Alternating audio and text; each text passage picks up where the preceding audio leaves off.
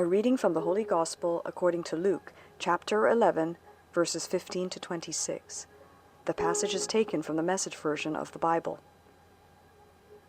Jesus delivered a man from a demon that had kept him speechless. The demon gone, the man started talking a blue streak, taking the crowd by complete surprise. But some of the crowd were cynical.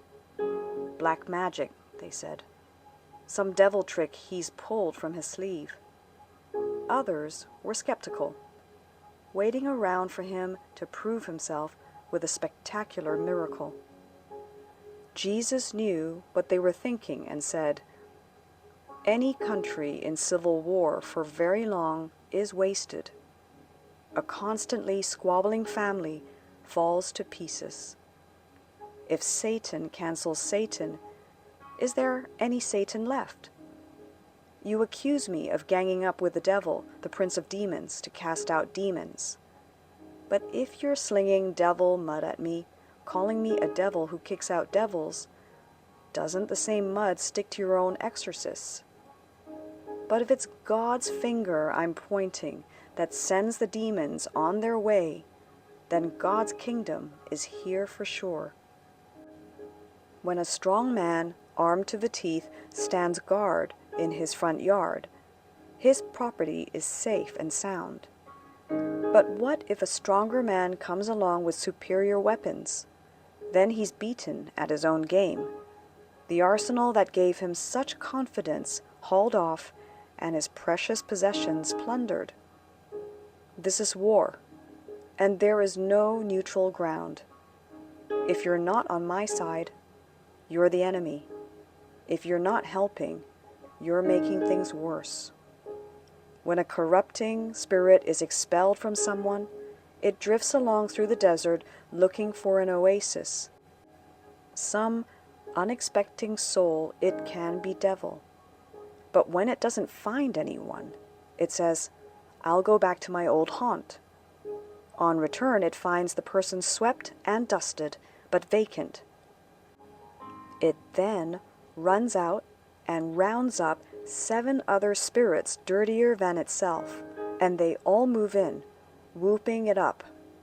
That person ends up far worse than if he'd ever gotten cleaned up in the first place. The Gospel of the Lord. Good morning. I am Father Joseph Matthew, and this is Coffee with God. Let us now listen to a short reflection on the Holy Gospel according to St. Luke, chapter 11, verses 15 to 26. The finger of God at work. The astonishment in the Gospel doesn't always result in belief. The people were amazed when Jesus healed a man who couldn't speak due to an evil force. However, instead of recognizing God's saving power at work, they accused Jesus of using Beelzebul to perform the healing. Beelzebul isn't a demon. The term is associated with a pagan god, also known as Baal in the Old Testament. The worshippers of Baal considered it a benevolent deity associated with rain, healing, fertility, and protection from sea storms. It wasn't uncommon for even the Jewish people to turn to this deity, particularly when they felt their prayers were not answered and couldn't find healing from their own God. The religious leaders were aware of this practice among their own people. When they couldn't explain how Jesus was able to heal the sick, they conveniently attributed his powers to this Beelzebul. Luke portrays the man's inability to speak as the outcome of being possessed by evil. In today's society, when individuals choose not to speak up for truth, justice, and peace, or are too afraid to do so, they are under the influence of evil forces.